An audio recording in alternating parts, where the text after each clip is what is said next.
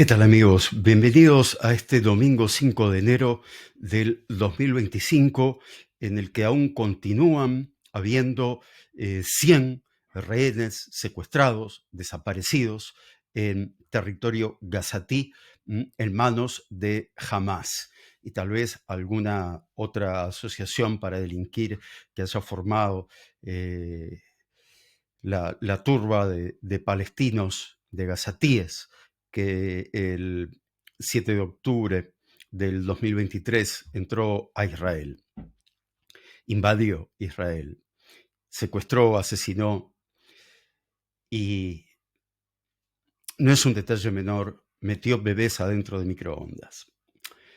Obviamente que no es un detalle menor. Hay legisladores, no cualquier legislador, cabezas de lista, por ejemplo, en Uruguay, que intentan justificar lo que sucedió el 7 de octubre, lo explican. Se convierten en cómplices del terrorismo, obviamente, quien intenta justificar lo que pasó el 7 de octubre. Les recuerdo, no solamente que secuestraron, sino que asesinaron, violaron, mostraron sus manos sucias de sangre. Se las mostraban a sus madres con orgullo, ellos mismos se filmaron. Y hay gente que quiere justificar que hayan matado embarazadas, que les hayan abierto la barriga, que les hayan sacado el feto y que hayan festejado esto. No solamente quienes entraron a hacer esta barbaridad, sino que el propio pueblo gazatí se convirtió en cómplice cuando celebró que se hiciera esto. Sigo sin entender cómo puede ser que haya personas en Occidente, en el mundo en general, que quieran justificar esta barbarie. Y lo justifican a través de mentiras, porque a esa gente que metió bebés adentro de un microondas le creen que en Gaza, hoy, por ejemplo, hay bebés que mueren de frío. En las peores noches de frío hay 10 grados sobre cero en Gaza. O sea, que a un bebé lo envolvés con algunas telas, si es que no tenés otra forma, y te sentás al lado de un fueguito como un buen padre o una buena madre, y con el calor que vos le das es más que suficiente para que no muera ese bebé. Sin embargo, creen que hay niños que mueren de frío por culpa de Israel. Es tremendo, ¿no? No hay peor antisemitismo que el de la gente que cree en estas cosas. Y lo cree porque lo repite una ONU corrupta que repite lo que dice el Ministerio de Salud de Gaza, que está en manos de quienes meten bebés adentro de microondas. Es increíble. Tampoco entiendo la posición de algunos israelíes que continúan haciendo política con la guerra y que quieren la caída de un primer ministro, sin importar cómo se llame. Quieren la caída del primer ministro en este momento. O sea, son israelíes que se dejan manejar por la agenda de Hamás. ¿Cómo vamos a permitir que Hamás marque la agenda? ¿Cómo vamos a permitir que Hamás diga qué es lo que se tiene que hacer y ponga condiciones para una negociación? Yo entiendo perfectamente la posición de los familiares de los 100 secuestrados que quedan hoy en día en Gaza. Claro que la entiendo. Pero políticamente,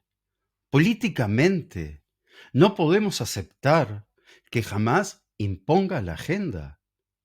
La agenda la tiene que marcar Israel.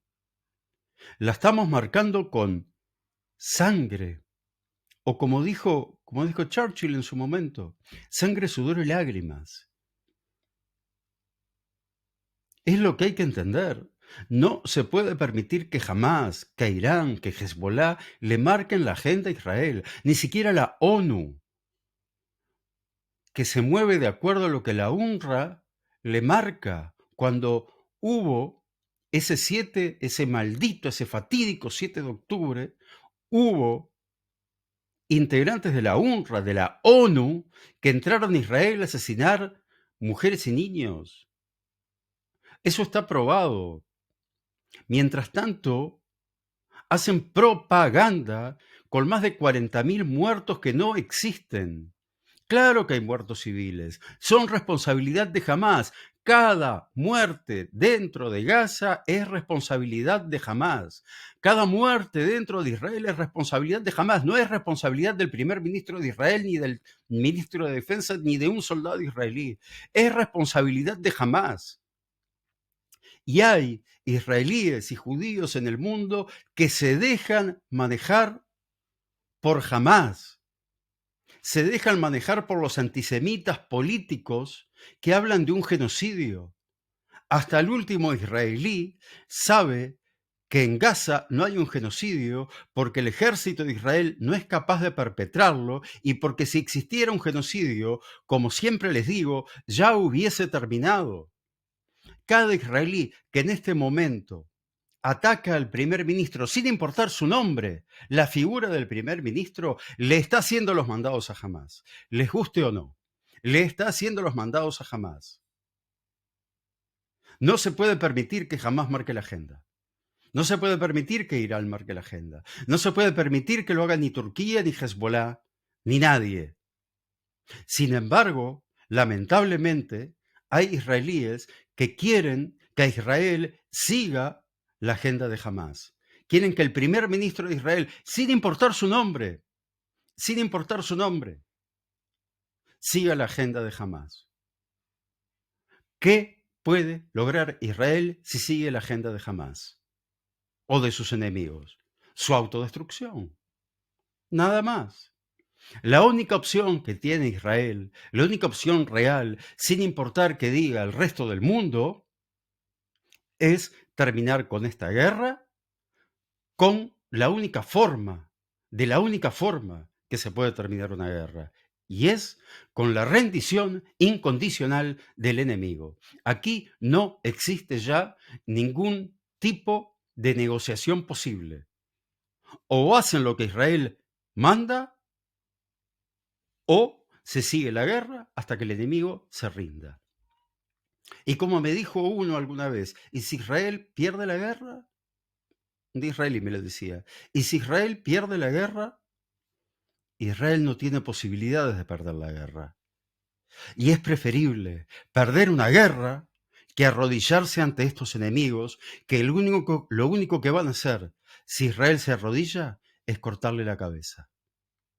No se puede negociar, hay que entender eso. No importa el nombre del primer ministro de Israel, no se puede arrodillar Israel ante sus enemigos, porque inmediatamente dejaría de existir. Y si hay una guerra, es porque jamás la comenzó. Am Israel Chai.